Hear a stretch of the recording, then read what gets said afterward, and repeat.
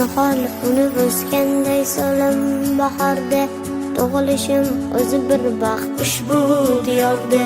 Bir ummat bo'lib asli buyuk insonni, o'zga bek bolasiman O'zbekistonni.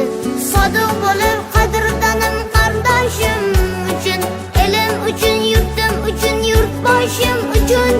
Baxtim shuki chetga